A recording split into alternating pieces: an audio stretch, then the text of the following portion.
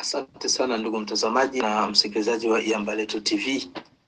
Niombe nikukaribishe katika live yetu ya mapema sana. Leo tukiwa ni Jumamosi tarehe 10. Ukiona nimeamka mapema hivi manake liko jambo zito na kubwa sana. Hii ni chai ya asubuhi. Ipo kali sana ambayo imenifikia muda huu kutoka Mweso, kali sana. Baba lao la habari. Na mimi nikasema ngoja niamke kwa maana nimeamshwa na wale waza kwamba baba moto umewaka, wape wananchi habari. Nimeamka, utanisamea kama sauti yangu itakuwa na ngoroma manake nimeutoka kwenye ule usingizi mwanana, ila nimeona kwa uzalendo huu lazima nikupe. Unasikia nika kuchekesha sana. Iko naweza kushinda EAC mwenye Rwanda nayo iko na Uganda. Tena leo ishaanza intimidate SADC. Parce SADC ilikuwa wao tutakomana. Kufika wanaogopa M23 wanasema no hatokea komana. Est-ce que hamone kama kuko quelque chose qu'on nous cache? Et les autorités congolaises doivent nous dire est-ce qu'ils sont sûrs, ils croient à la capacité de nuisance, à la force de frappe. Il y a les lieux de Sarambo comme ils veulent s'appeler. Watu ya Sarambo. Est-ce que ni kweli ndio kisifisha kuwa? Hapo ndio bako na uwezo ya aneatire nguvu za drone, za kwani nguvu ya Sukhoi, ya kwani helikopteri. Hapo ndio wanapiga helikopteri, bako na silaha ya kupiga helikopteri ya MONUSCO Masasi. MONUSCO inakimbia. Sasa banatoka Karuba, on comprend. Donc ile vitu ni vya kuchekesha, je ne vois pas que cette force inaweza kuwa kudunia. Yenyewe inashinda Nations Unies, inashinda FRDC, inashinda Afrique Australe. Donc hivi vita tukishindwa haiko Kongo itashindwa, Afrique Australe itashindwa, EAC itashindwa, ONU itashindwa, et vous allez dire que batu ya 23 misimu ndio wanakuwa les puissants du monde. Maana pale ndio wanakuwa grande puissance. Alors ile kitu iko nakuwa on peut compliquer que mtu akuikroire anapaswa kwa tu kiwerewere. Et c'est là que je rejoins nani speech moya ya Vital Kamerhe alisemaka ku mbele ya batija, la guerre par procuration. Unasikia? La guerre par procuration ndio iko nayo. Benye bako na banaonekana mvita haiko ndio benye nayo. Mwenye vita iko anajifita murido. Mwenye vita haiko Kagame, haiko Rwanda. Kagame ana nguvu. Meme wewe shikaze bakwambia ushimami na Kagame unaweza mshinda. Comprenez que Kagame hana nguvu zenye bako napenda kumuonesha Grand Lac. C'est une fabrication. Unaweza tia hata na poupée unaisema hiyo na kuwa president wa M23 na vita inaendelea. Mais qui est derrière le M23? Mwenye iko derrière le M23 ndio yule mwanambia ka president de la République wetu ambie bajeshi yake jiretire à négocier. C'est les faits. Na alishajulikana mwenye anaambia ka president mimi nafurahi unaona hii niveau yenye president Fachi Beto aisha kwa ndani ndio niveau yenye Laurent Désiré Kabila alikuwa ndani wakati alikatalaka mambo ya kusema anze fuata yenye Amerika inasema. Mugabe aliambia president kama wa Londres, lead your England Blair. Let me lead my Zimbabwe. Unasikia? Sasa hawapendi shetu uongoze nchi yetu Kongo, banapenda baongoze nchi zao Amerika, baongoze Union Européenne, kisha baongoze tena nini Kongo. Alors le Congo a besoin de quelqu'un comme Fachi Beto, mwenye anasema sipendi kunegocier na watu wenye bastahili. Nyi wenye muna soutenir M23. Muko na ambassade zenyu hapa Kinshasa. Na nchi zenyu ziko représenter hapa.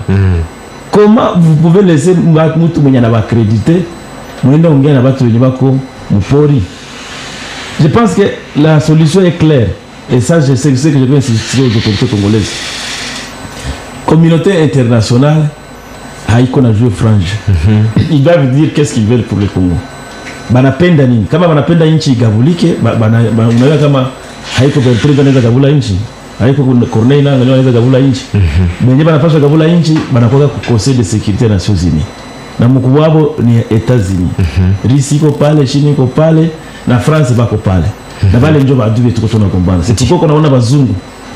Na nisikia president wa société civile moya ya kule ngambo ya Ruchuru bwana Mambo Kawaya, nilisikia audio yake anasema kama mwenyewe walivuka juzi kama jana mlikuwa ndani na mercenaires blancs. Wale mercenaires blancs batokea wapi? Bako napata mapasiporo za nchi gani? Est-ce que abako mercenaires blancs ya manchi ziko représenter Kinshasa mu ambassade? Alors voilà, c'est là que doit jouer notre force diplomatique, ou bien on est ami du Congo ou bien on est ennemi du Congo.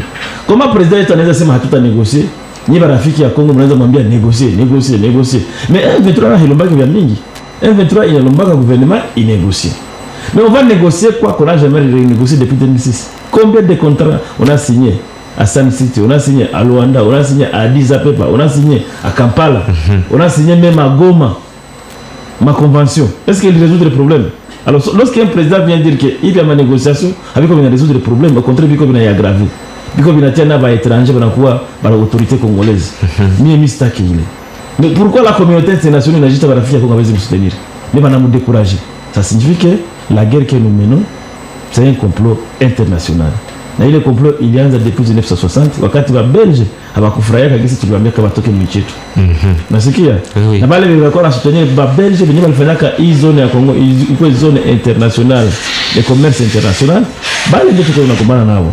Alors j'invite à la population du Nord Kivu de ne pas céder au chantage contre les ethnies. Moi hii Kongo hakuna vita, hakuna ethnie, ba tous havana intérêt kutugombanisha. Même la guerre ne leur profite pas. Au contraire, il est guerre. Oui. Même le président Félix le disait. La guerre, na peuple. Haiko ku niveau ya maeta. Iko niveau ya régime. Iko ku guerre internationale pour le partage du Congo. Et le président Fatou Beto akikataa la négociation, ça signifie que hapendi bako na faire saboter na watu sabu ba M23 babiwewe na tuna bani bako na kufa. Unasikia? Bako na kufa, mais c'est l'Afrique qui perd. Bale bazungu benye bako na bantuma basoda Ukraine. Bakuye ba jeunesse wazi kama ni kula kugombana na ba français, tunagombana na ba américains, bakuye officiellement comme ça na sisi organiser comme africain tugombanisha. Alors il y a des traîtres au Congo. Tout comme il y a des traîtres au Rwanda. Ah oui. Na haiko ba traîtres maître. Il y a des traîtres dans l'ethnie Tutsi. Il y a des traîtres dans l'ethnie Congo, il y a ba Nandi, na ba Bashi, na ba Hunde. Donc cette histoire là, hapa pas tena tudanganya. Le président doit être soutenu. Na ile Sadek inasema hapa Goma. Bali sikiliza hapa kwa kama wazalendo wako. Hapa kwa kama wazalendo wako nagombana. Ils savaient comment ils peuvent arriver ici banaanza studister au juste à la dernière minute na bamefika. Est-ce que on peut bazalendo si ndio population, si ndio mie ndio wewe. Ndio mtu mwenye anapenda nchi. Est-ce que on a quelle force l'amour na bama munyumba anashinda kataza fie wake mwenye anapenda vayu mbarabara. Mapenzi. Watakataza Kongole mwenye anapenda nchi yake asipende. Kama bazalendo wanapenda nchi, wanapenda kusaidia FRDC, chie hatutasaidia Kongo. Mais pourquoi vous êtes venus? Puisqu'ils étaient déjà là avant vous. Na batenda wapi? Qui peut accepter que bakamate bibi bako nafanya ruchuru baligote batu shingo mko ndani ndugu yako? Babapige masasi mshamba, wewe ulime bavune. Mais puis oseme mie sitasaidia sitagombana. Je vais croiser les bras mpaka bakamate. Alors yule mtu mwenye anakuwa nigombania mie bila mie kukua, maana yake anakuwa adui. Na ile vitu tunapaswa ikatana. Laurent Désiré Kabila alisemaka mwende mpaka na mwa village. Kila mtu atumikishe silaha yenyewe iko nayo. Pour que uvamizi irudi kwenye ilitokea. Na uvamizi haitoke Rwanda. Uvamizi inatoka kule Marekani. Il faut que les noirs puissent être puissants plus que les blancs. Unasikia? Il faut que mweusi akwe na pesa, akwe na silaha. Na après 18 ans ya kutumikia bazungu, l'ancien président et sénateur Joseph Kabila alifungaka bureau ya Schengen Kinshasa. Akaambia bazungu barudie kwao. Akakatala na misaada yao. Unasikia? Oui. Bana tu profiter du président wa mpesa alikuya, alianza baita tena bakuye. Mais bale watu sasa lienda ungeona Mamadou anaweza vita. Donc on doit compter sur nous-mêmes au besoin. Ministre wa Affaires étrangères kwa nisikia na président de la République. Muandike kama Nations Unies shashinda Mkongo, hatubataki na Nations Unies kule haitusaidie kitu, tuziletee mu Nations Unies, tusinye ma contrat bilatéral entre ba Russes, ba Américains, ba Chinois na ba Américains wenye bako napenda kutumikia. Comme ça tu défendre nchi yetu. Bashanje wengine baangalie. Tusinye ma contrat na mainchi nchi yenye iko fort pembeni tunasema. Una Sadeke bako na infériorité mbele ya États-Unis. Kama États-Unis wanambia mwachi na ito wale ba president wote mwachi na ile vitu. Msisutenele bale watu. Ile kope yenye mko nataka malizisha kule ya M23 ni kope yangu. Mkipiga M23 mko c'est question de téléphone. Est-ce que unawaza ki FARDC na attaquer inabakimbiza banasimama? Est-ce que attaque kimbia anaweza mwacha organiser? Ça c'est quelle stratégie militaire? Donc les militaires congolais sont victimes de la politique nationale. Mais quelle est la politique du Congo en matière de sécurité? Ni politique ya kutegamia nje. Est-ce que ile franco watu wako napatia Sadek yenyewe ya serikali bakipatia bazalendo bakiuza masilaha banauza uniform banauza chakula banasema population mkamate masilaha na wewe jikaze kamata silaha mwende windana na wale batoke mashamba kila mtu anaenda mshamba yake kwenye banaingia mshamba yake na anapiga masasi c'est une sécurité mais tout le monde ma Burkina Faso ile ma pays kulikuwa kapeli saka malika kuna capitaine Traoré. Si Traoré iko haogope tena bazungu akope ba français. Sisi tuko tunaogopa États-Unis. États-Unis imesema. Unafanya conseil des ministres wewe president mzima wala ministre mzima États-Unis imesema. Est-ce que uko komio wa États-Unis? États-Unis ndio inakutia. États-Unis ndio Mungu. Mimi nawaza nous avons besoin des hommes forts na ile ligne president wa sasa na kamata ndio ligne Lumumba alikamataka ndio ligne Laurent Désiré Kabila alikamataka. Habakumcomprendre hapa. Maintenant, nous avons besoin de soutenir un tel président. Tu as négocier, tu as négocié. Est-ce qu'on peut négocier à genoux? On t'a négocié dans la Zingira Gomme. On t'a négocié. Voilà. Là, tu vas suivre tout ce qu'ils vont te dire. Il faut nous libérer nous-mêmes. Et ceux qui veulent nous aider, ils doivent les passer à Panabulaya. Baende te libérer. Na bakeshimia mikataba yenye libatosha kwabo. Hawezi tosha watu Tanzanie, unatosha watu Afrique du Sud, banafika. Il faut me poser la question. Moi, j'ai vécu dans un même appartement avec les responsables de l'armée sud-africaine, Major Fala, Kinshasa. Balikuwa banaishi en concubinage na Georgian. Georgian alikuwa mtu wa sia wa États-Unis. Alikuwa anatuma tu mkadri ya MONUSCO kukuya kuona pana ma information za kisima biko leo. Inaendeka. Ndio anakuwa agent de renseignement. Agent de renseignement mara geuka tena makango wa Major Sud-Africain, Major Fala. Bako na la chambre moi, mais ule mwenye kulala naye ni mwanamke. Vous voyez déjà. Chef wa renseignement ya États-Unis. Njoo tuko ndani. Njoo bana hapa. Ba Amerika bako hapa. Ba Britannique bako hapa. Mai vitu ya M23. Alors, ba psiko na tudanganya sasa na kwa tusaidie. Ule mtu mwenye kwa kibinaje. Na chef wa renseignement. Est-ce que rais wetu na bale ba ministre Milosi watu wako kutoka Ukraine ba Milosi wanakuja tukao tunakutana na usiku banacheza manani ya MONUSCO mu Manganda. Ba MONUSCO bako na Manganda makaza. Inakuwa ni fete na fete kulare ziziko zinaingia. Ile ni business. Na mko remuneration kuzile mainchi. Alors ule mtu mwenye alikuwa kama MONUSCO leo akashindwa akifika kujina ya Sadek ndio ataweza pia namna gani ndio kujouer carte mwingine et ya seka mingi posho donner exemple. Non, les Sud-Africains étaient des acteurs principaux mumiti ya MONUSCO bako nauza na makanete soda ya kutoka Afrique du Sud inakamata hapo kutoka Afrique du Sud na chakula kutoka Afrique du Sud sasa bale baba peke ba partenaire hao kwa yao bako nakula ma staff Kinshasa na bako wanacheza mkonga kwa Kinshasa kisha huku batasema watafanya. Donc il faut que bale batu wanapenda nchi bakuwe na silaha na mtu asibakataze kugombana. Mtu akishakataza usigombane mu nchi yako na unavamia seke anakuya saidia nani wavamizi. Pourquoi ils n'ont jamais demandé au M23 de ne pas attaquer? Mais on nous interdit d'attaquer. Et quand on dit c'est le fait, ndio bana progresser. Sasa c'est le fait au bana progresser. Est-ce qu'on va banasindikiziwa? Il risque de présenter notre gouvernement comme complice de l'action de M23. Et c'est un risque pour la population. À un certain moment, la population tanzania iko sani rais ndio mwenyewe iko natuma majeshi yetu banashinda. Puisque c'est lui qui doit donner l'ordre d'attaquer ou de se retirer. Et c'est voilà. Qui seront victimes. Merci beaucoup. J'ai aussi ici directement, mais pas ta message, icône yake Lumumba Kambere Moïsa. En tout cas, kila mara kwa nasema qu'il est le sacrifice du peuple, c'est comme ça qu'il est toujours qui a ogopa ketena parce que d'après lui qui ashafungiwa sana, mais il faut kusemesha kweli mmoja naweza afanye le kitu. Anasema il répondait, il réagissait un petit message. Qu'est-ce que attend Félix Tshisekedi pour fermer la frontière rwando-congolaise? Sommes-nous en guerre ou en comédie? Il a dit ça à Kandikachini. Si réellement nous sommes en guerre avec le Rwanda, comment comprendre que nos frontières restent ouvertes? Le président Félix Tshisekedi, nous en avons marre avec trop de discours de manipulateurs. Donc il faut parler peu et réagir trop. Que de parler beaucoup sans réagir. Vous savez, j'avais dit et je vais le répéter aujourd'hui. L'État le plus difficile à gérer au monde, c'est l'État congolais. L'État le plus difficile, c'est l'État congolais. Le président le plus convoité du monde, c'est le président congolais.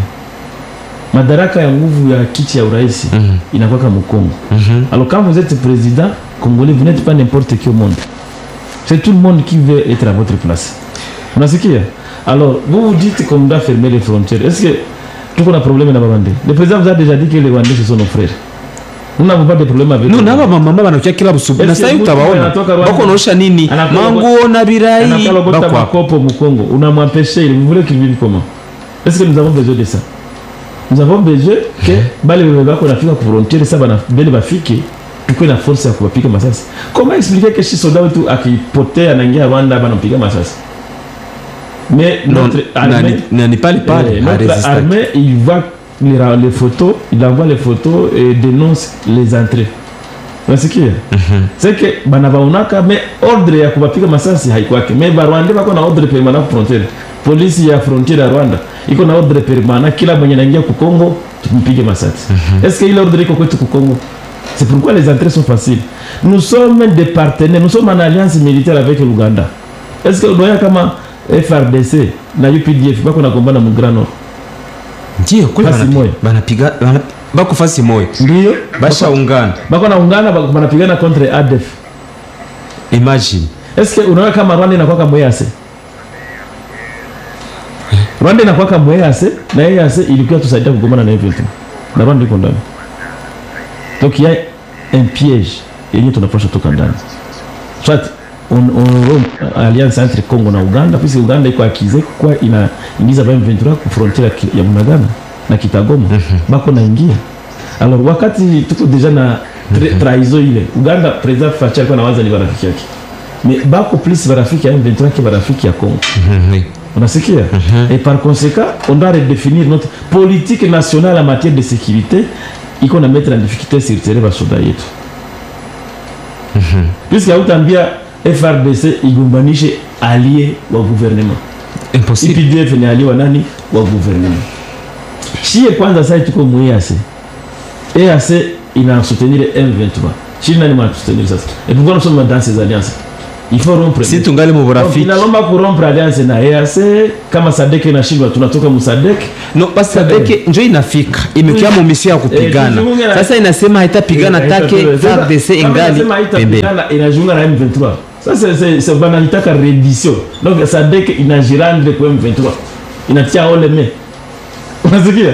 Kama inatia oleme, c'est ce qu'il faut dire aux gens. Kama SADC nasema haitagombana. Mais ils ont l'idéologie de dire que tant qu'ils sont dans la ville de Goma, la ville de Goma ne sera pas prise. Uona kulaka birai ya kutoka Goma. Wapi? Moi imagine, basi imagine na limaka inatoka makala kutoka Goma. Si hawa sisi nakwambia wanaweza pata vitu ya kutoka Afrique du Sud wanakula. Et toi tu vas manger quoi? Ça c'est quelle comédie? Est-ce que nous avons l'insécurité dans Goma? C'est pas une des confronts. Masisi, ba une des confronts Ruchuru. Pour que bakuwe nasema balikuwa saidia. Si ils sont venus aider sans les Congolais, baki banatapenda ngine raia ndio jidefendre batoki. Président a comprendre kama bana subir pression. Et SADC kisha subir pression ya kutoka yulu. Kibali banakataza SADC isigombane na ndio banabeka président ambe majeshi jisiretirer. Alors il faut un président rebelle contre la communauté internationale. Na ndio président tunataka kuwa. Mais j'imagine que les Congolais banakuwa na roho ya boga sana kiasi ki hawezi faire face na wale wa occidentaux. Haiko ba Congolais ya boga. Quand vous êtes président, vous êtes l'homme le plus insécurisé au monde. C'est tout président congolais. Na beni bako pembeni yako ni badui. Unaona nanga mtu mwenye alifanya passation pacifique ashakuwa M23. Imagine. Na ba general unaweza kutana na general wake Laurent Kabila. Mwenye banipiga masasi. Sibali kwa naye. Donc ba traître banaingia mpaka ndani. Donc les versets yenye naandikiwa mu kitabu ya Matthieu 10:36 et l'homme aura pour ennemi les gens de sa maison. C'est ça. Bile biko bien pratiqué mu Congo. C'est qui rend difficile la tâche du président. Alors il veut un président qui n'a pas peur comme Poutine. Un président aussi qui est fier de lui comme Kagame. Mais Kagame akisema batu wote banakupaka. Banamukupaka pour un président n'a pas besoin même ya kuwa na pistolet. Ni parole. Alors, je sais que quand le président a dit que si banaweza banapima kufanya escarmouche, il a dit je vais bien me lever, c'est top Congo. Mais tout à l'heure nous tuko na sauti nataka isikilize. Hapa kwa stade hapa afya, alisemea ku place de l'indépendance Bukavu. Mais il n'est pas discours de campagne. Na watu mingi walivote juu ya ile. Unasikia? Sasa tunatunga sasa a réaliser ile yenye alisema. Na alishajirealize puisque mpaka saa hii aliitisha maambasaderi yote akabambia mwende ambia wale ba chef wenu mambo ya kunegosie haimo. Maître El Fungulo, apane ordre. Permettez tusikie sauti ya gouverneur militaire wa province wa Nord Kivu Peter Chirimwami. Il est le général major, aliongea mwenyewe mbele wa pasha habari kwamba vraiment kuna mambo ingine, mambo ya guerre iko aussi politique.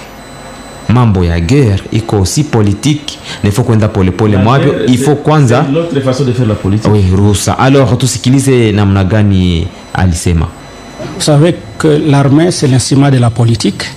Nous nous comportons en fonction des instructions du politique. On ne nous a pas demandé de venir attaquer, on nous a demandé d'observer les cessez-le-feu. Si les M23 tient à violer les cessez-le-feu, c'est leur problème. Ça sera vu devant tout le monde et au niveau international qu'ils ont violé les cessez-le-feu. Mais nous, de notre côté, nous faisons notre travail en respectant les instructions de la hiérarchie. À la question sur la... Voilà, mpendelevu, umesikia deja les sauti. Plus 243 083 21 97 507. Plus 243 21 97 507. Mbio unasema nini kulingana na sauti umetoka kusikiliza? Ni aliwali wa province ya Nord Kivu actuel, Peter Chirimwami, que tuna devoir respect mingi son excellence. Yeye mwenyewe anasema kabisa il faut kukwe instruction.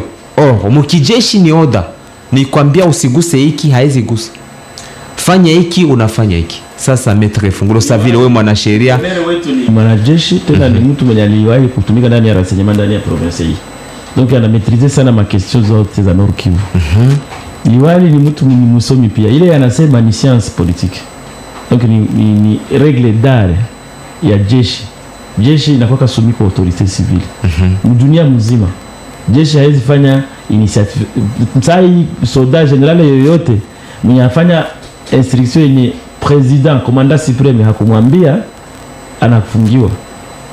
Nasikia il faut fanya action, hata kupiga bombe Rwanda wala kuatake wala kuenda récupérer Bunagana contre volonté ya president de la République.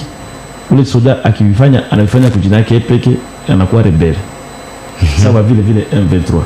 C'est pourquoi instruction zenye ziko mujeshi zenye hatuwezi communiquer ku radio, zenye naye habambie muzenye iko nazo hamuna ya offensive ya kuatake, muko njo ya kujidefendre. Itaisha siku gani? Inawezekana president de la République anayojua nini hayaipana. Usimagine vite nafanya 2 ans na tuko mu defensive. Est-ce que uko siri bakipana ordre de tuatake itafanya ka 2 jours hii vite? Mais bananza ingilia mwingine. Batu bako na kufa, bien sûr. Nini natuma president hapana ile instruction? Parce que pale gouverneur haseme nani mwanapasha kupatia instruction, mimi anajulikana. Mimi anapasha kupatia chef d'état-major instruction général. C'est le chef suprême. Chef d'état-major général ndio anapasha kupatia commandant région instruction. Na gouverneur sasa hii mwenye iko politique, iko militaire na iko politique. Iko na instruction za ministre wa intérieur, na iko na instruction za président de la République. Na ministre wa défense kule Kinshasa. Donc yeye anapaswa recevoir ma instruction fasi 3 zote kwa raisi mwangambo politique et aussi na ku niveau ya ministère intérieur na défense bale ndio ba chef yake benye ma instruction zeba kumpatia iko nazifuata. Donc comportement ya jeshi ku terrain na ifaa kwa katikati ajue nikaheshimia huyu sana huyu ndalumia kwa huyu. Sasa akisema hizi ordre iko mal donné, sita irespecté pale anakuwa sasa kisema anafanya uasi, anapiga coup d'état maki pale anakuwa pointé na president za mfundisha. Kama nilikwambia kitu fulani ukifanya ni jeshi, discipline militaire ni ile. Na armée congolaise iko armée professionnelle. Armée congolaise iko na kwa classée au niveau africain et mieux sana. Mais iko na kwa classée au niveau africain pendant que population yao iko na kufa sana hapa Ruchuru na Masisi. Imaginez-vous les gens bebali kufa juste jeu ya bombe ilianguka Mweso na wengine ilianguka Bambu. Kuna sikia deja bale batu zoko wanakufia nini? Est-ce que unaiwa kama basoda kirekile kufuro banapiga masasi? Soda kirekile kufuro benzaki hapo peke banapiga masasi. Mais lorsque bataille muzimi na jiretire, c'est un ordre. Soda kufuro harekila ki ovyo, mais malgré danger kwa yeye, haizi kama tepe ki initiative ya kurekile de faire de cette territoire. Mais lorsque votre manager retiré, ça signifie qu'ils ont reçu l'ordre. Et c'est pour de l'intérêt. Vous savez, nous avons en face de nous des criminels nés. Il va te venir depuis 96, il va appliquer ma bombe à ma réfugiés. Il faut oublier que tu as mon bunga. Et comme je vais appliquer ma bombe population. Ces gens-là qui sont sur la ligne de front côté M23, ils tumika sana na AFDL. Ils tumika na armée APR. APR, il n'a pas une tactique, il y a terreur. Pourquoi on les appelle des terroristes? Parce qu'ils terrorisent évidemment. Il va te venir Nations Unies, il ruhusu wapige mabombe mukaya Kashusha. Bakapiga mabombe mukaya Mugunga. Bakapiga mabombe tingi. Bakoa watu Makobola. Ils n'ont jamais été poursuivis. Ils ne savent que ça. Vous n'avez pas ça, ça va faire une guerre. Ils doivent terroriser. Qui doit les empêcher? C'est la puissance des faits de FRDC. N'a qu'au plan de guerre, il y a Koufania. Alors, il est plan, il faut qu'il n'a pas mis en application pour qu'il va déboulonner. Donc, il y a sécurité, mingi, vous avez que c'est pour radio. Il n'y a pas qu'un secret, il n'y a pas d'instruction. Alors, comme il n'y a pas d'instruction, on a tout condamné très, la population. Mais comment on doit protéger la population? Ce n'est pas en se retirant chaque jour. Je demande au commandant suprême, mais il y a de changer cette tactique des années permettre pour résister. Toucher, on a capacité à faire des pour résister. Mais le fait que Abia na Shimbaka, qui est la d'organiser, c'est une complicité avec. Tout comme mon sport. Wakati bajueri wako banacheza wana tukienda atake sana watatumaliza banagardake defense mais finalement on a kutana bale jouer kuna à force d'attaquer bana marka kebi ndio. Alors ces gens-là aussi à force d'attaquer ndio mtasia banaingia bali attaquer shasha hawakuingia mushasha mais bato ya shasha banakuwa paniquer kisha mwingine kwa stable. Bweremana kumekuwa heka watu wanakimbia sasa ni maisha gani? Karuba là on n'en parle pas. Il y a une crise de confiance entre la communication de nos forces armées et la population. Nous avions des messages. Déjà lorsque l'ordre n'est pas clair, n'est pas difficile à faire consommer à la population, l'armée les a chinois pour y communiquer. Est-ce que l'armée c'est que ordre instruction il n'y a pas qu'on a azifurahisha population. En tout cas azifurahisha parce que écoute la fois passée tulikuwa tulisikia na tulipitisha Kibumba bana décrier sana que il y a des sujets rwandais qui viennent récupérer les champs banakuya lima manyumba za raia. Sasa mimi sasa balikimbia katoka pa Makanyaruchinya balenda kule kwabo kuna toka baneza tafuta quelque chose ye baneza pata basi nyeneza kwa masalio bana wafukuza mashamba zao. Est-ce que vile binafurahisha vraiment serikali wakati wanasema c'est le fait na raia yabo ko banatesekea mu budongo yabo? Donc le président doit d'abord gagner la guerre diplomatique. Unasikia wakati Joseph Kabila aliingia kama mfano akasema mimi nafungula front tatu. Je vais ouvrir le front diplomatique, tafungula front militaire na tafungula front nini ya dialogue ya négociation. Ndio akamonter opération Pomme Orange yenye likimbiza kama M23. Na ile front diplomatique il mpatiaka kiburi mbele ya communauté internationale mpaka kaanza mafukuza saba nyumba. Alikuwa anapatia 48 heures batoke mwinchi. Ile ilikuwa ni hasira ya uongozi na ndio ilimkuta manda. Alors president wetu yeye niko naona iko na napenda kwa na espace diplomatique. Alisha gagner vya mingi. On a gagné ruhusa ya kuuza masilaha. C'est une victoire diplomatique yenye alipata. Ima siku ministre wa affaires étrangères a communiqué par rapport na SADC. Alikuwa na communiquer par rapport na yeye aseme ima siku a communiquer sana par rapport na SADC. SADC ina changer kutelea yeye. Ni boga au ni kope? Na ile kope si Iran Republique tuyue. Ni kope gani? Inaweza tuma mtu anatoka kwake masilaha, marenio kufika Mugoma. Oh, tunakuwa faciliter. Alors, est-ce que le président akisema hana appel négociation? Bale banakuwa faciliter négociation nyingine ya wapi? Puisque le président wetu iko nasema yeye appel négociation. Na limaliza ambia ambassadeur, mimi sipendi négociation na bale watu. Ni SADC tatuambia inakuwa faciliter négociation entre kiki. Puisque le numéro 1 de la RDC hapendi kusikia négociation na bale watu. Mais SADC nasema mimi nasikia kama ni bongo wanasema ule president wa Tanzania ase balikutana na president wa South Africa wakasema non chie tunakuwa hatukuye attaquer M23 tunakuwa faciliter nini négociation entre M23 na RDC. Mais RDC haina deni ya M23. RDC par la bouche de son président haipendi ile négociation. Maraki mission yabo ishakuwa croisade. Voilà, tunakamata kwanza ini courte pause musicale kadogo tu ka transition kidogo, et puis tunarudia tukamate sauti yake le chef de travaux Jules Nyanza anataongea juu ya bavoisin, le bon voisinage hapa sa vile mtu wa société civile aussi utajibia urafiki ujirani. Wanasema se jirani ni ndugu. Ase ndugu yako anaweza kuiko mbali atakia reagir ama kukusaidia na ulishalumia. Alors c'est le voisin ndio maana kusaidia haraka. Donc jirani ni ndugu. Hasa jirani gani? Alors kwanza kalika transition et puis on revient. Ngomani. Kwa nini unozisha nchi yako mwenyewe? Kamba mbili maziwa safi. Kipenge video. Pamoja sana wazee. Ndafia kazi yangu. You know X. Nana nivuta machozi. Nana nivuta machozi mie. Kongo Kongo. Kongo ya mababu Kongo. Nana nivuta machozi. Nana nivuta machozi mie. Kongo Kongo. Kongo ya mababu Kongo. Minajiuliza kweli ndugu zangu, hivi ni lini yatakwisha ya majungu? Nini tumemkosea Mungu Kongo Kongo. Nasikitika pia naumia, napoona urithi wa mababu unavyoliwa na wageni. Inanifanya nilie moyoni, kupambana miziwezi. Ndo kwa maana niacheni niseme, kama nikufa nikufe kidume, ila message tabaki nasikika. Kongo inazorolikwa na kushikwa kama mfuko wa uchafu jamani. Nana tanivuta machozi, nana tanivuta machozi mie. Kongo Kongo, Kongo ya mababu Kongo. Nana tanivuta machozi, nana tanivuta machozi mie. Kongo Kongo, Kongo ya mababu Kongo.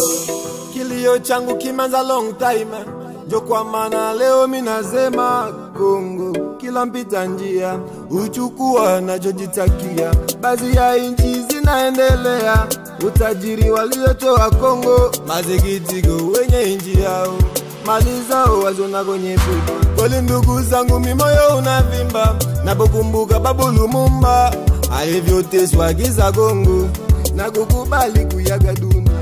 Hivi ni nani atajitolea kupigania nchi yake? Mbona mali zaliwa na wageni, wakongomani tobaki mazikini. Akili Mtambala Mtere Kifara, son excellence Mulimba Limba. Nana tanivuta machozi, nana tanivuta machozi. Kongo Kongo, Kongo ya mababu Kongo. Nana tanivuta machozi, nana tanivuta machozi. Kongo Kongo, Kongo ya mababu Kongo. Le Kifagio Honorable Claude Misare, Mama Moseka Luango Benefice.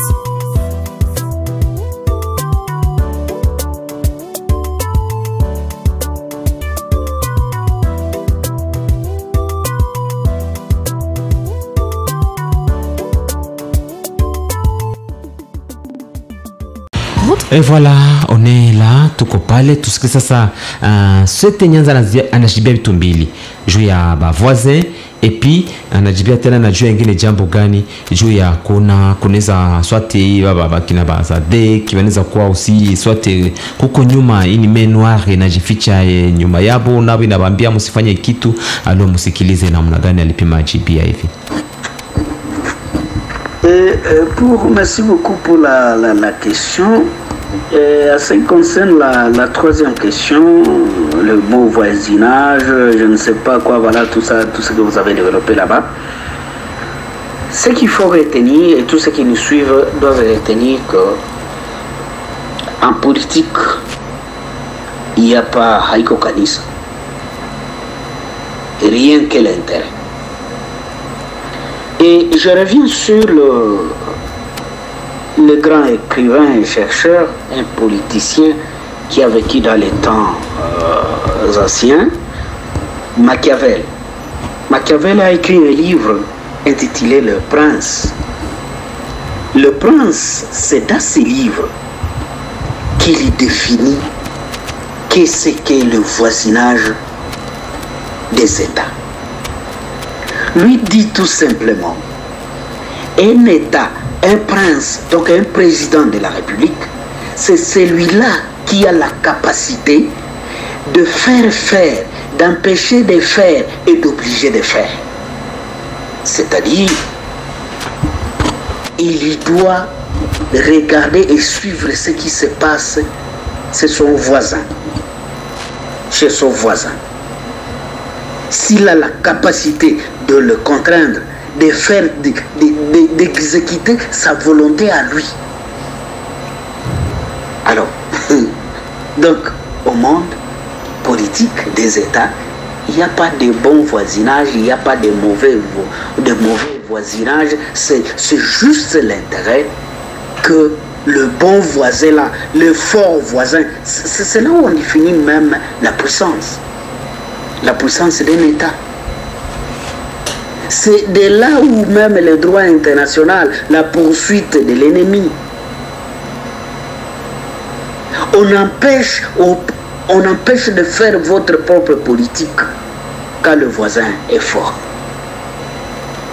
Il vous oblige de faire ce que vous n'avez pas même planifié ou milieu et les milices. Les milices, c'est un groupement de gens qui se coalisent autour d'une même idéologie et ils peuvent aider l'État. Donc ce sont des groupes, disons, de pression. Ils sont juste aux côtés de l'État. Bon, c'est le cas de Noazalendo aujourd'hui. Si vous pouvez comprendre qu'est-ce que, voilà, autour du dynamique là, disons, des milices. Voilà. Là, c'est l'exemple typique. Tandis qu'une rébellion, même par définition, c'est un groupement de gens, voilà, qui s'organisent autour d'une idéologie, des objectifs, mais l'élément capital, ils doivent avoir nécessairement une main noire, une main derrière. Et cette main, quand on parle de main noire, donc, ce sont les partenaires internationaux. C'est ce qui fait, c'est parmi les béquilles d'une organisation pour que cette organisation soit appelée une rébellion. Donc nécessairement, ça doit avoir une main noire. Alors vous savez, le monde que nous avons, c'est un monde d'intérêt. Il y a des organisations internationales qui cherchent que des occasions comme ça, qui cherchent que des situations soient telles que la nôtre ici, pour qu'ils en profitent, pour qu'ils grossissent leurs capitaux et consorts. Voilà, donc c'est normal. Donc les milices et la rébellion, voilà la nuance entre les deux. Donc c'est normal. Par exemple, parce que je donnais l'exemple pour les milices, les cas de Wazalendo, et les M23 ici, ou AFC, ça dépend comment ils s'appellent, banane sa condition d'être appelé une rébellion. Parce que avec cette organisation, quelle que soit la main noire qui les accompagne, ces gens-là se battent pour le pouvoir. Mais tandis que les milices ne font que des revendications, des groupes de pression pour que peut-être qu'on améliore X ou Y situation. Et dès que c'est réglé, ces gens-là peuvent abandonner la lutte. Mais tandis qu'une rébellion, c'est tous ces éléments-là que je viens de citer, ils s'organisent, ils se battent, ils prennent les zones et ils les administrent. Vous comprenez un peu ça? C'est ce qu'ils font. Tu vois que non, les M23 ont nommé même l'administrateur des territoires, les chefs de cité, les chefs d'armée, ils nomment. Vous comprenez un peu ça? C'est ça la nuance entre les deux. Voilà, mpendelevu wa Nord FM umetoka kumfuata le chef de travaux Jules Nyanza aliongelea kwanza juu ya ba voisin bajirani, akasema bo voisin mu cadre ya politique ya kuwaka, c'est de l'intérêt qui compte, et puis akagusia jambo ya pili, jambo ya barebeli. hii rebellion existe. Rebellion inakuwa fondée kwa ideologie na juba kamati na hao aussi nguvu zao zinakuwa zinatokea parce qu'il y a une main noire yenye najificha nyuma juu pande kuendelea. Bako kitofauti na bakina bazalendo, bako kitofauti na kina wengine ba milisi hapo tuja kuya kuua banakuwa pale sasa vile bakina kule tuseme mu niveau ya Ituri, Beni, bakio tu ba inkirisio banaua watu na banaenda. Mais hatusikia ki banataka bakamate Beni, bakamate wapi c'est un peu comme ça. Koko kitofauti. Mais ces autres viennent avec idéologie soit tukamata eneo, mungini, mukadri ya coup d'état. C'est ce que venait de dire Jules Nyanza. Alors, mtu wa société civile, Maître Fungulo Pasia, unaona sema nini kulingana na maoni yake mwalimu Seth Jules Nyanza? On ne peut pas dormir lorsque ça brûle chez les voisins. Kama kwa jirani kuna waka moto, hawezi lala. Exact. Ndio jirani. Oui. Alors, kama adui tena na kwa jirani là tiepui, et c'est le cas pour le Congo. On a problème ça. Qu'est-ce que notre chef de l'État n'a pas fait pour les Rwandais? Même l'Ouganda, qu'est-ce qu'on n'a pas fait? Même tukabaitika hata bakwe kutusaidia kupiganisha ADF. Bako Ituri kwa autorisation chef de l'État. Bako pia no Kivu na nani Grand Nord, Beni, Butembo. L'opération Sokola D bako na shirikisha. Donc au de l'autre côté banaonyesha kama banasaidia. Mais lorsque banaanza ravitailler M23 banatunza ba M23 bana ba berger, ça devient de la trahison du voisin. Na jirani akishakusaliti anakuwa msaliti, anakuwa adui. Et là c'est très dangereux. C'est ça la faiblesse que nous avons dans notre armée. Alors kitu gani lituma tunaita ba Uganda? Kitu gani natuma tunaita EAC? Kitu gani natuma tunaita SADC? Ni kusema ndani kuko shida. Alors qu'on disait que on a vu les EAC haifanye kitu. D'ailleurs inakuwa sasa inapata tu pour sans à promenade. Même pour les EAC, nos autorités, même le ministre des Affaires étrangères, aliambia comme si bakongomani kama banakuya gombanisha 23.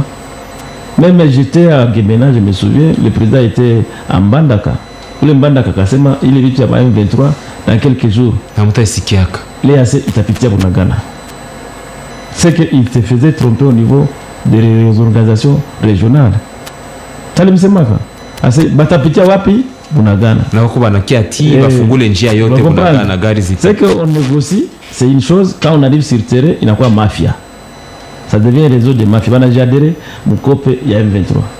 Le fait de demander au gouvernement de se désolidariser de maître, quel intérêt l'EAC a que le gouvernement ne soit pas avec lui? Alors maître, est-ce que par là ukianalize ni kusema que aba baba kina baba ama gaidi ya M23 na bana bonga mkono bako na lobbying, ils savent parler, ils ont un verbe bako na romantique comme les gens le disent plus que les Congolais. Les questions du monde se traitent au Conseil de sécurité des Nations Unies et les porte-voix de M23 aux Nations Unies c'est le Rwanda.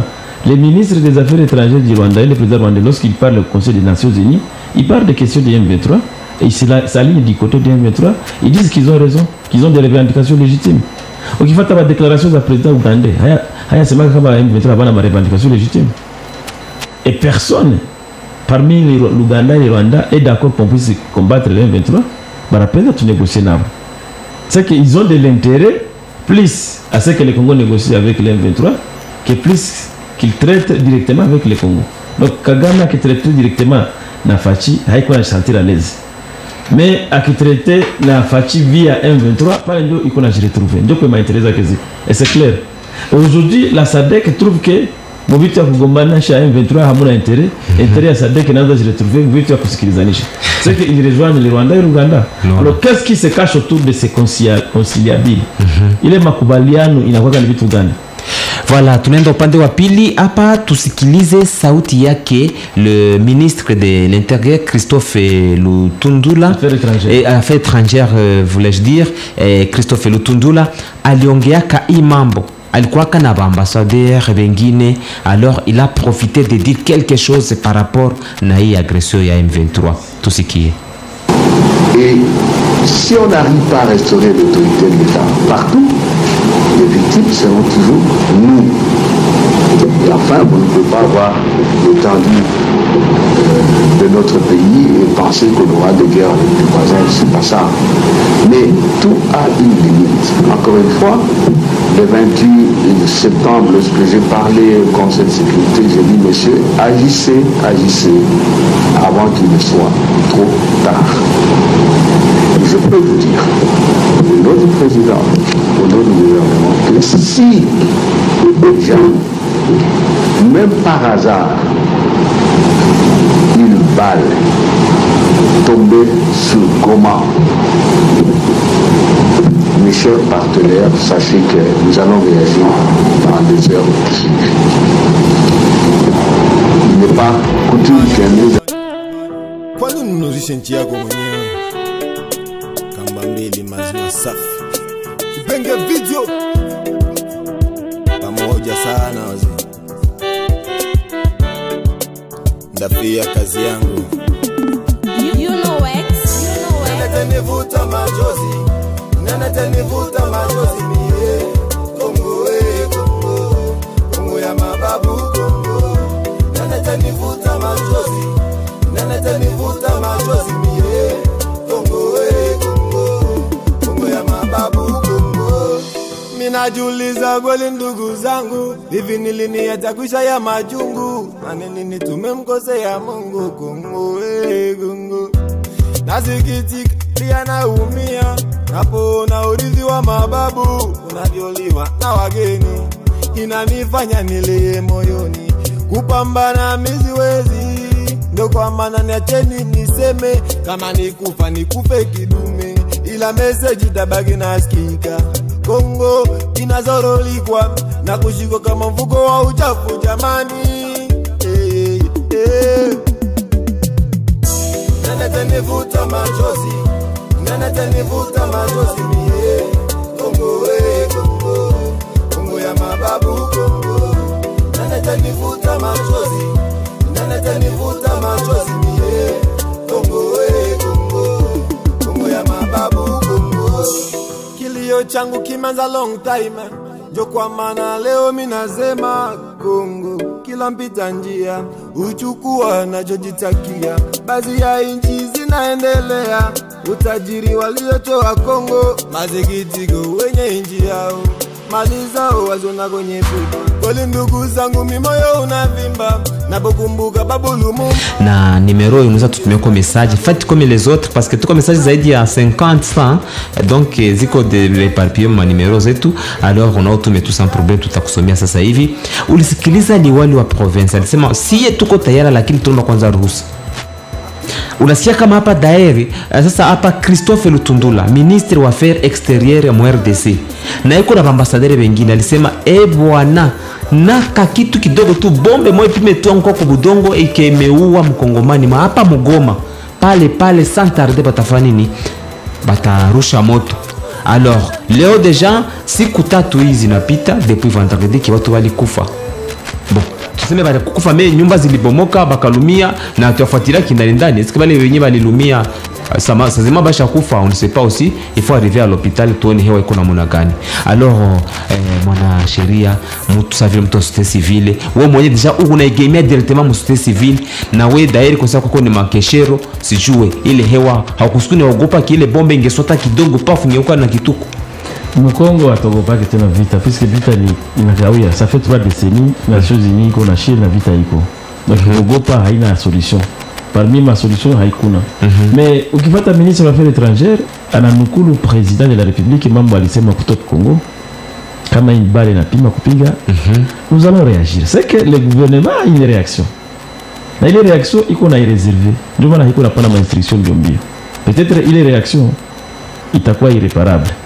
Kwa vitu yenye taiza fanya sahi na wale va ambassadeurs kama unasikia iko na mdia ambassadeur, c'est que la guerre que nous avons, c'est les représentants des États étrangers au Congo, ndio ambassadeurs. Ils sont pour quelque chose. Hapo ndio bana alimenter. Na hapo ndio alikuwa kana ile ni menace na bapatia. Kama mnasema va M23 bakamate Goma, ndio Kiswahili anabambia ile. Kama mnaitika va M23 bakamate Goma, hatutaitika, tutakuraze mikono. Tushakuraze mikono sana. Tushaitika kusipopana ma instruction sana. Ndio ile Kiswahili anasema. Sisi tusha hata kupana instruction zetu sana. Tuko na instruction za kupana na shie. za kutuletea. Mais tunaitika tunyenyekee. Tunanyenyekea vyenyu sana. C'est un conflit entre le Congo et la communauté internationale. Kama unasikia ile discours ya ambassadeur ya na chef wa diplomatie yetu. Mimi nawaambia mwende ambia ba M23 yenyu na Rwanda yenyu. Na sasa kipima tu kulia mgoma yabo tutareagir. Ile reaction ni gani? Ni secret ya gouvernement na president wetu. Unasikia? Na ile instruction ya ile reaction inapaswa fikia kwa majeshi ziko hapa.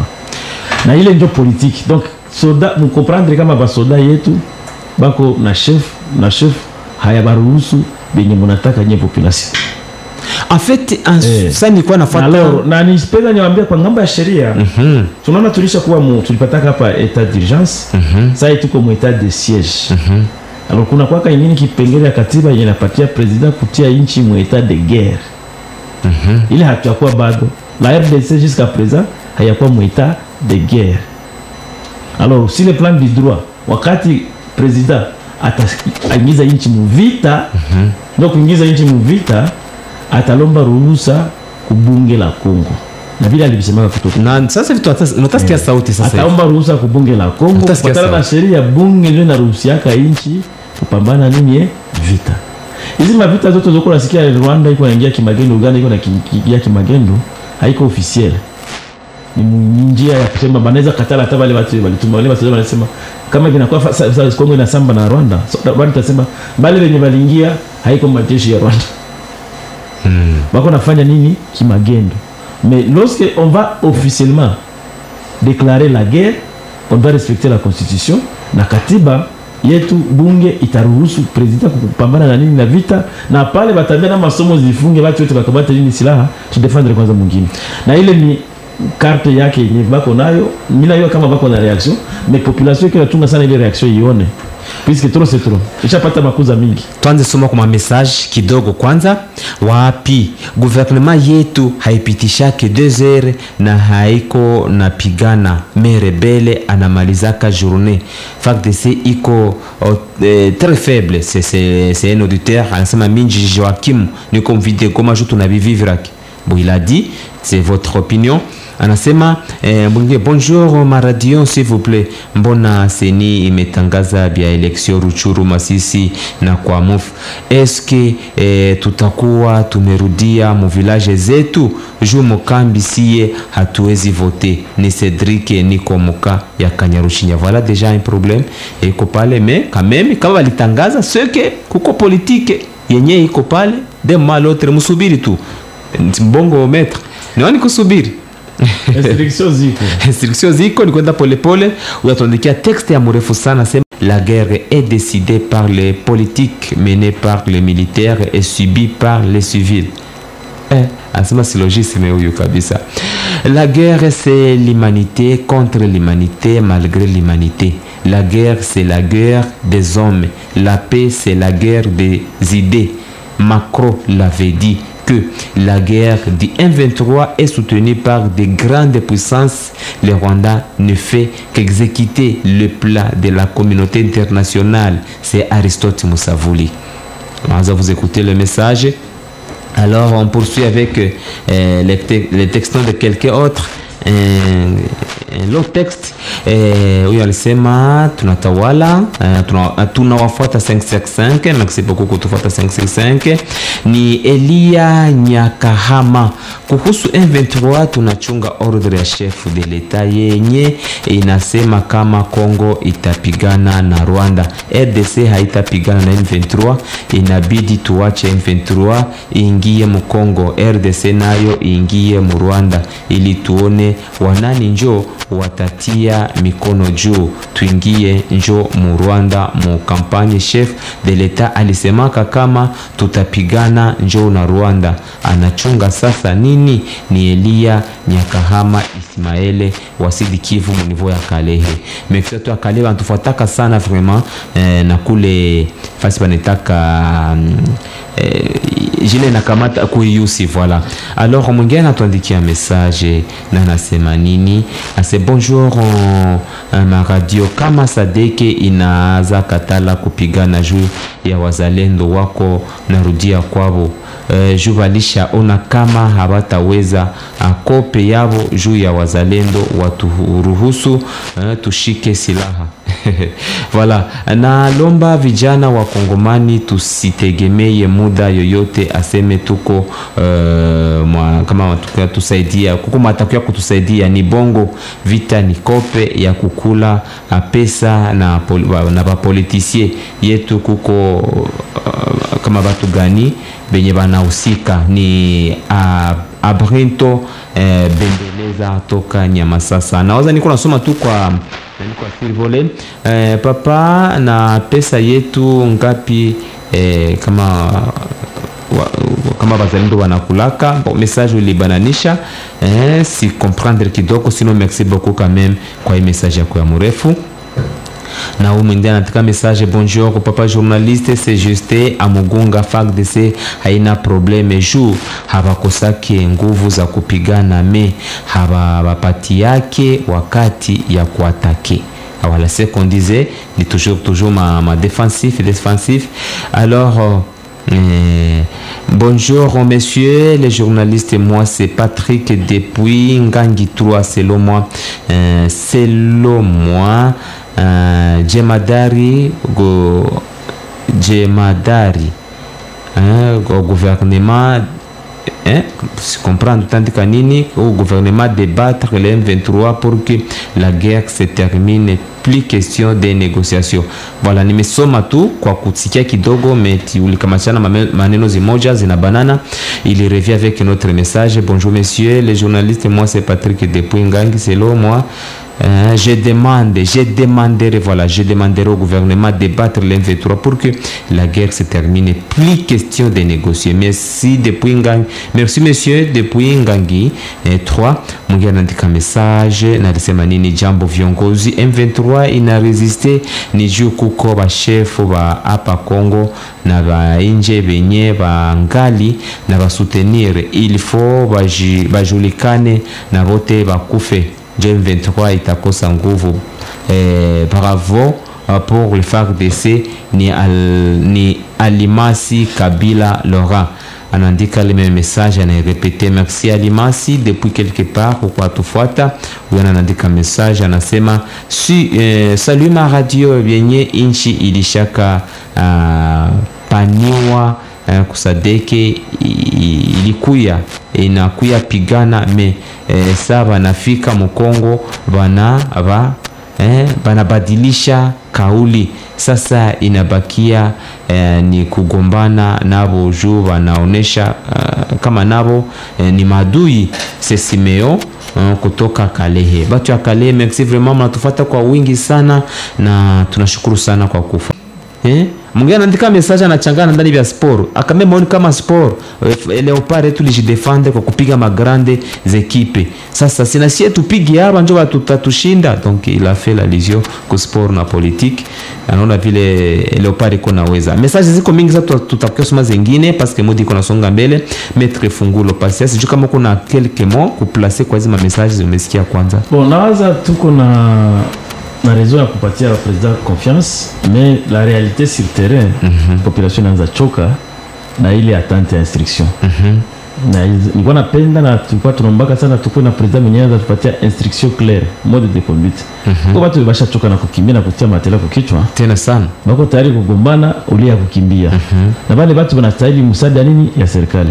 Hautaweza kukosa kusutenir watu na chakula, kubarudisha kwa nyumba, kisha kuwaambia na basigombana nako msibasutenir kugombana. Alors mimi nawaza la guerre sera longue et populaire. Wakati ya kukua populaire ndio hii population ingie muvita, gouvernement ingie muvita, tushikane bega kwa bega na jeshi letu na president wetu atupatie instructions zenye zinastahili na kwa wakati yanastahili. Tulikuwa tunasemaka wakati ya Kengo Kisangani tumbera pa Goma na tumbera pa ile discours ya kusema Goma hata ikamata haiko ndio tuko lazima ya superiorité. C'est ça. tulionesha bazalendo walionesha panda 2 jours wakawafikisha kumwisho, tukaona watu wale watu wabakwake na nguvu. Je, sisi kwa bali watu tena bako na kufa kuvita. Niko naona ma image za moro za Barwandeza mingi. Alors ile kuua watu kisha mnajiretire haiko bien, ni kuexposer ile population yenye ilikuwa pale. Et voilà ça wanarudia wanafanya revanche. Wanakuwa na makolere za mingi wakati wanaona bidende bakubwa yao, ile population iko na sufrire sana tena sana. Na njoo nyanya tumaka kuko massacres zenye ziko zinapitikana watu hawasemi hata. Ndio kuna wakusema. Alors imaginez-vous comme la fois passée kulikuwa bombe ilikuwa attaqué au niveau ya Kichanga kuko quelques éléments réaction ça alors réaction yabo contre la population. Ces gens-là sont capables de faire même kinyama. Kama banakuwa nisikia deja kuko watu wanafungiwa 8 personnes wanafungiwa Maruchuru wako na kwa torturer bale watu wako na banakuwa na plaisir de torturer watu. Ce sont des gens qui sont formés pour le mal. Et je vous ai plus 243 083 21 97 507 plus 243 21 97 507. Donc que l'armée rwandaise haina spécialité ya vita, hayaganya ka vita mdunia fasi. Inakuwa tu na technique za désinformation. Na ile désinformation ndio yenye iko nakimbiza na watu. Ils arrivent même à prendre la ville sans combat. Dans les stratégies, il faut qu'on ait mesures contre les stratégies, il faut désinformer. Dès lors que la communication est bâclée, contenir les instructions sont claires, mais yabo inakuwa kiko na dangana. Banadangana ka tumefunga barabara sake, tumeanza kile ville, tumekamata banapiga bombe pour que watu bakimbie. Unajua ile stratégie ya terrain. Na ils utilisent beaucoup plus les médias kwa kutikisha watu. Ça les fort, alors qu'il y a pas quoi fort. Sur le plan facial, hawezi kamata. Bako nasema sasa banakaweka kama vita banakufa kana banakimbia kana. Voilà, tunaenda kwenye upande wa pili. Amani Chikuru, tunataomba hapa ni sauti ya raia mu niveau ya Mugunga. Mugunga iko parmi les 18 quartiers zenye zina constituer ville de Goma, na Mugunga inakuwa iko mu parti gani, iko mu commune de Karisimbi. Pale mu Mugunga bwana mu parti ouest ya ville de Goma na kuna jelekeza Sake, kuna bomu yenye ilipotiwa ilianguka pale na inatokea hapo mu milima kule, natupiwa na watu gani na magaidi wa M23. Ile iko na ripoti tulipata ya gouvernement provincial, bali bitangaza vraiment même les porte-parole du gouverneur alibiongea. Donc tuna sasa hapa sasa ni raia benye bako bana regrete na banaomba viongozi twata kufia hapa na mko na tuona hasa bombe zikaanza tuingia hapa bitakuwa biai. Huyu aliponyoka chupu kwa ile bombe ya ile yankuwa ikasakaje ile nyumba na wengine wakakuwa bablesse. Tumsikilize. Kinachosababisha jambo hili ni bomu ambayo inatokea mangambo ya Mushaki kwa wauni wa M23 ambao wametupa bomu hii katika kata la Mugunga. Kuna baadhi ya watu wengi ambao wamepata na ajali inayosababishwa na bomu hii ambayo inatoka kwa wauni ya M23. Ni watu wengi wamepata ajali. Jumbe yangu kwa government ya Kongo, tunaomba government ya Kongo na malida wote wa nchi ya Kongo, wa Jamhuri ya Kidemokrasia ya Kongo wajiunge kwa pamoja kwa kuleta amani na salama ndani ya nchi ya Kongo. Ila message itabaki nasikika. Kongo inazorolikwa na kushikwa kama mfuko wa uchafu jamani.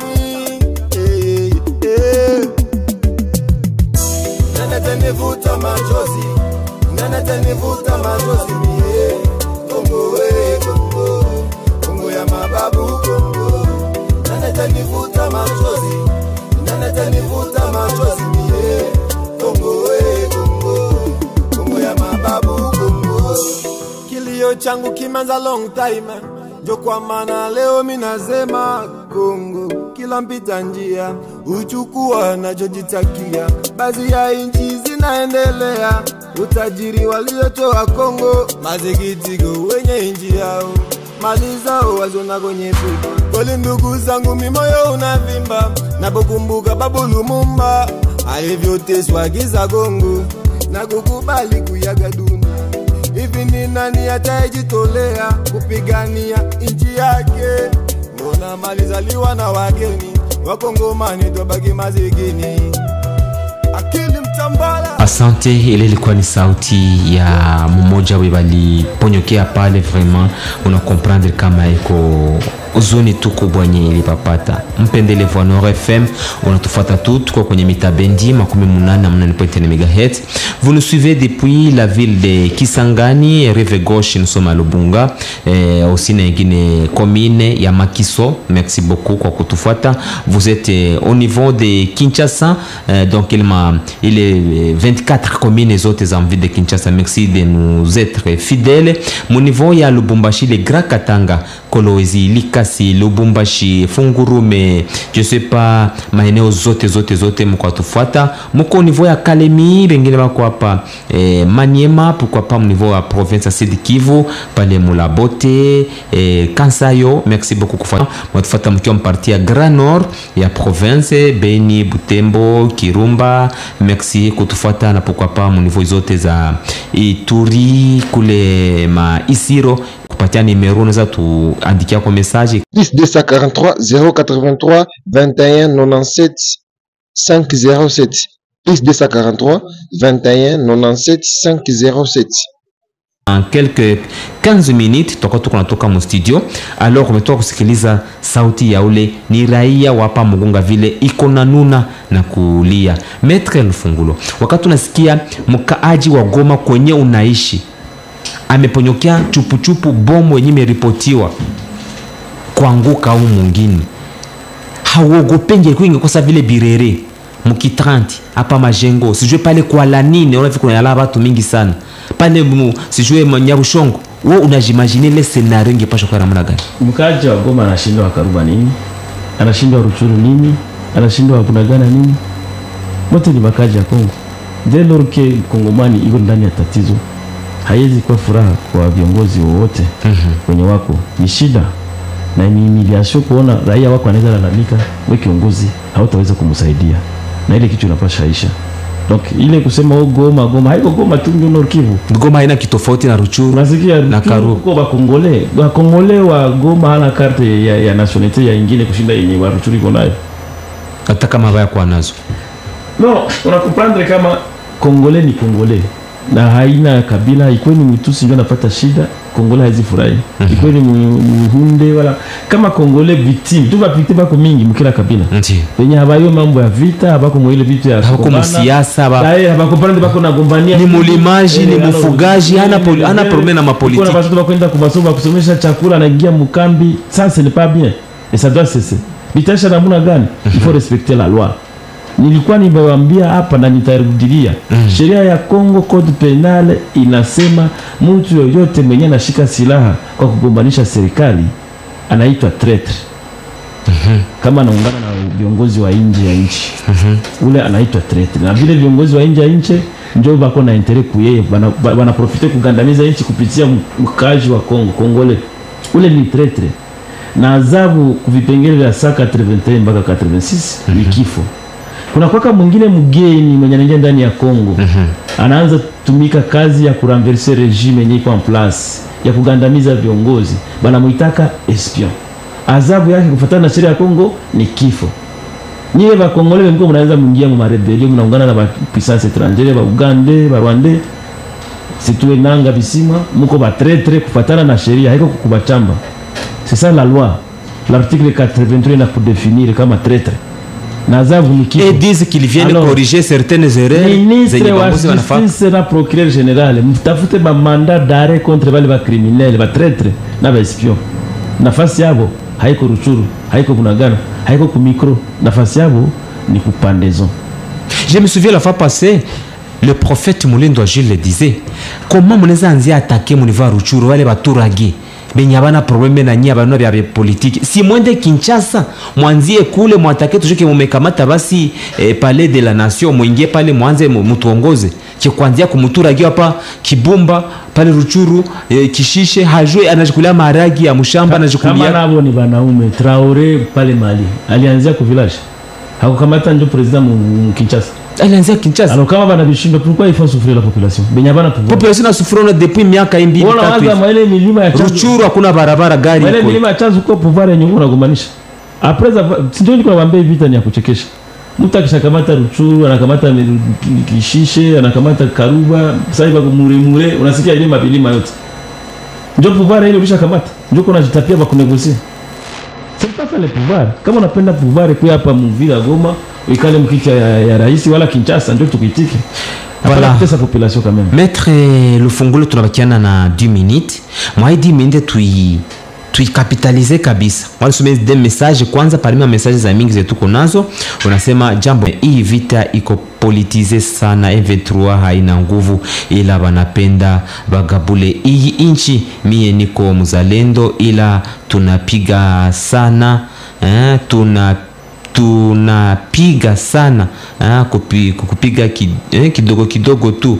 Batu ba politique kama ba politique banafanya vyabo, banajua vitu vinashindikana. Kwa sai niko Minova, tutabarudisha tu tena, batuache tupige tupige kama Mungu na vya vile. Donc c'est un message sorti de quelque part. Voilà. Alors ni mzalendo ni mkongomani, il a droit de s'exprimer quand même. Kiongozi wa wazalendo, wazalendo wako na lazima ya soutien ya gouvernement. Voilà. Mwingine anasema tunawakapte sana population ya RDC ingie mu Rwanda ili tuone rais wa kule atareagire ya naye. Ni Elia Nyakahama Ismaele Wasili Kivu mu niveau ya Kale kule iusi. Voilà. Alors message ziko mingi sana, hatutasoma vyote, mais hapa avant tufikie kumwisho parce que niko na sauti ya sete il faut tusikilize. Mais hapa kwanza tusikilize Felix Tshisekedi wakati ya kampanye hapa mu Novembre kutopi Congo FM, parce que kwa emission kubwa ilikuwa ka organiser na bako pajua kuregule presse ma media. Bwana pale Felix alikuwa na muda wa kuongea mbele ya bapasha habari wa Top Congo FM, sehemu media nyingine inajulikana sana.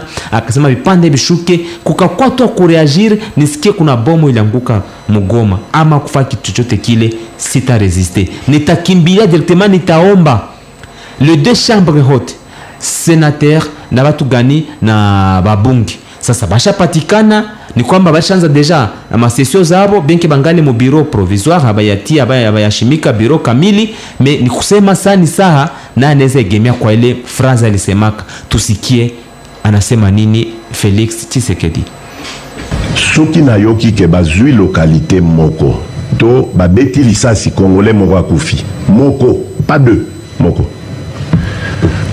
Je réunis les deux chambres du Parlement en congrès. Je dis, Bopé sans autorisation, parce que c'est la Constitution qui le dit, je commence la guerre contre le Rwanda. Je vous le dis ici, bon de retenir en haut. Si ça se fait demain, et pour ça les malobis. Donc,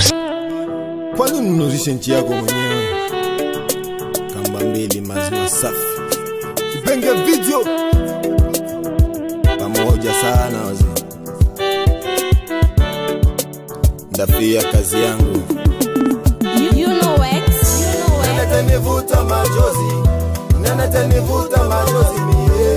Kongo Kongo, Kongo ya mababu Kongo. Nana nivuta machozi, nana nivuta machozi mie. Kongo Kongo, Kongo ya mababu. Voilà, ule alikuwa ni président de la République démocratique du Congo. Pale alikuwa anasema alikuwa mu campagne, lui aussi douté kama anaweza pita comme président parce que alikuwa parmi les 26 candidats au niveau présidentiel. Heureusement pour lui qu'il est passé na acha prêté serment na kazi tayari ashaianza. Na alisema kai phrase na waza quand on parle inombaka kuegemea ku maneno, hapana kwa sababu kitando unajigeuza hivi unajigeuza. Neno ni neno. Wewe unasema nini? Je pense que le président de la République alikuwa mu campagne. Il a bien fait sa campagne, na kamata discours ya mzuri yenyewe lituma na shinda wengine wote walikuwa nasema mambo ya négociation. Il a si bien fait ça. Mais en ce qui concerne la réalisation de ces promesses de campagne, nisha kwambia kama sheria inasema kama haiko yeye peke ndio anaweza sema atafanya vita. Anapasha lomba ruhusa kwa bunge, na bunge anapasha mruhusu. Voilà. Alors bunge kisha mruhusu ndio tutajua atafanya nini. Mais inawezekana kuko plan yenye haiko communiquer. Tuma vitu ya defense vinakuwa secret. Très secret kabisa. Ngoko secret kubwa. Hawezi tika watu watoke Bunagana bajile tuvimba makaruba bako naanza kumbania tuenda kupika mashasha bakate basi fixe province kuburi. C'est que benye bako nalinda mji. Bana yo ajua nini bako naacha ile vitu vinajidegener. Puisque bako na nguvu za kuampeshe na bana babombarda kisha banajiretire. Alors tunapenda bunge yetu tulivote ba député ba mupya. na bazamani wako ndani bapatie president madaraka yenye iko nayo lazima ndio kutuokoa na ile akishatokoa ndio tutarespire. Kama hapendi kugombana, maana yake ni kuitika vitu vya Rwanda inataka tuko chini ya ulinzi ya Rwanda na population haiko tayari kuitika ile. C'est pourquoi population, gouvernement, FRDC, la police, service de renseignement batraitre batoke baespio batoke bakongole bafanye kazi ya kulinda nchi.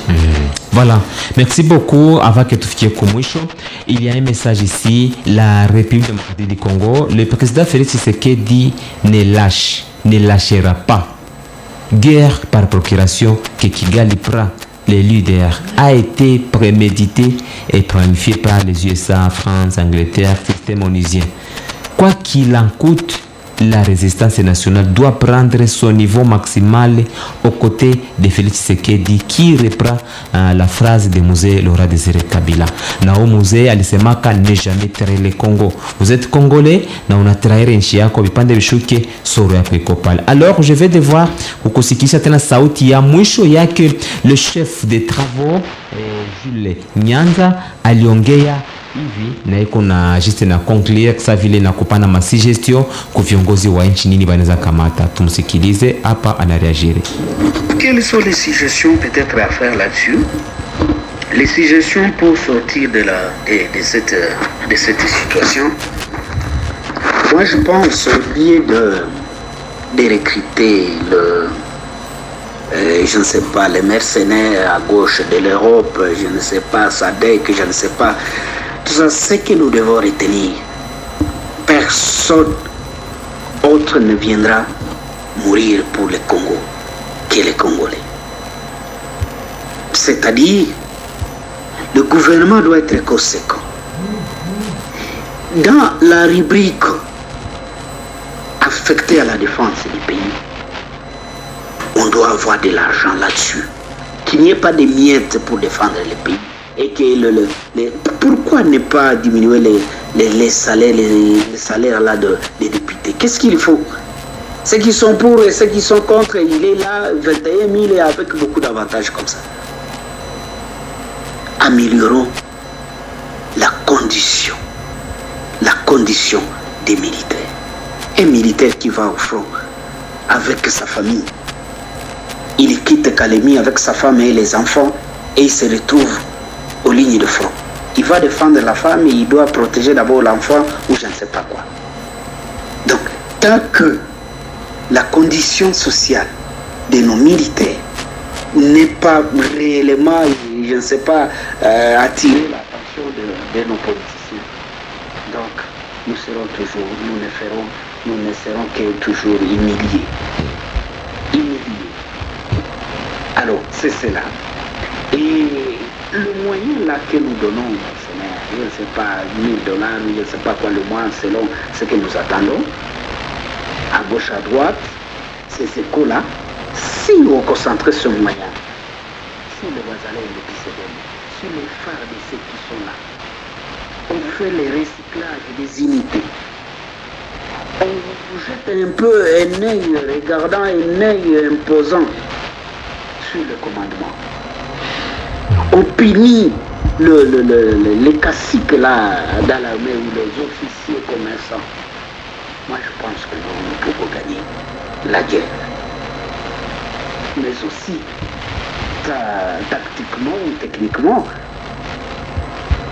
au monde, il n'y a aucune armée qui a gagné une guerre par le bombardement sans troupes au sol. Voilà ceux qui peuvent, quelques stratégies qui peuvent peut-être nous faire sortir de ce pétrin. Voilà, mpendelevu kuna bakia déjà 5 minutes tutoke. Alors maître Fungulo Passia nani kwa kupatia tout juste parole ya mwisho. Je répète bien que uko le secrétaire exécutif national de notre société civile du Congo NCCO en sigle, ni kwamba kunaongea mukadre ya kweu wewe doko kwa population d'office. Umeshasikia malalamiko yao bana huzunika. Umesikia masuggestions zake le chef de travaux Jules Nyanza. yeye anapendekeza na wewe ureagire kuye kidogo et puis na upande pendekezo tuko tunakomplia. Solution iko diplomatique, solution iko militaire, et solution iko sociale. Diplomatique namna gani? L'alliance stratégique yenye Kongo inakuwa nayo sur le plan international ya kujiunga na axe ya États-Unis Union Européenne ilishashindwa panda 30 kutuletea amani. Ni wakati sasa muhimu ya kuambia president na ministre wa affaires étrangères na ministre wa défense batafute alliance stratégique na axe ingine yenye iko posée kwa États-Unis, à savoir Moscou, Chine na Korea na Iran, batusaidie kulinzi juu États-Unis haitusaidie, Amerika na Fransa batusaidie. Ni batretre kwanza damu peke banafuturairaka. Wako naongea na rebelle, mtu anaongea na rebelle haitumika tena na eta. Ile ni ya kwanza. Sur le plan militaire, naomba alliance entre population wazalendo na FARDC na guillotine kwa traitre. Guillotine ni kusema kukata kichwa ya kila traitre na kukata kichwa ya espion. Plus d'espion, plus de traitre. Na sur le plan social, ni kusema ba député bache kutupora mali. Qui sont pour, qui sont contre. Hawezi pata 20 000 $. C'est un enrichissement illicite. Ba député baache kufurahia Kinshasa 24 communes. Japoja sana bambiaka bako na kucheza mkongo wa koba pendant que déjà souffre dans leur territoire. Kisha banakuwa ma élection. Ile iishe. Il faut que le trésor public isaidie watu wote. Na il faut prendre en charge bale ba réfugiés yote. Tunaweza wanaweza kuja kwabo. Na avec ça justice ikuwe pale. Justice ikuwe pale. Mtu mwenye anajiita ni rebelle, hautasema mtu ni rebelle, Bertrand Bisimwa depuis quoi. Haba mfanzia kama mandat ya kumfunga. Vile vitu vilikuwa nafanya M23 ni infraction contre la nation. Na bigma pasha isha. Merci beaucoup partout là que vous êtes au niveau mondial. Mko tufuata mzuri na hapa mwisho wa hii émission yetu Congo Souverain Congo Huru, na tulikuwa na la ville de Goma menacée par les terroristes du M23 RDF et visée par des bombes à distance. Il y a 3 jours, qu'en est-il des allégations de Félix Tshisekedi chez Top Congo en décembre dernier? Tout le quoi n'est maître. Le Fungulo Passia na upande wa pili kuna zibitwa naye Amani Chikoro, unite Emmanuel Naweza kwa kwa nimekordone nyewe. Fata programu zote ziko kwako. Yambaleto.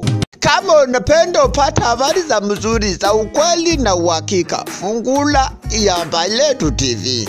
Usikose kusubscribe, pia kulike na kucomment. Yambaleto DC kwa ajili yako. Yambaleto.